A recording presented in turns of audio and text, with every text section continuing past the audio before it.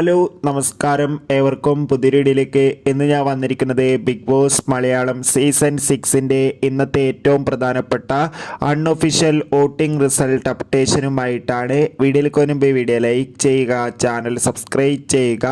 ഈ വരുന്ന മെയ് മാസം ധാരാളം ചിത്രങ്ങൾ OTT റിലീസ് ചെയ്യുന്നു.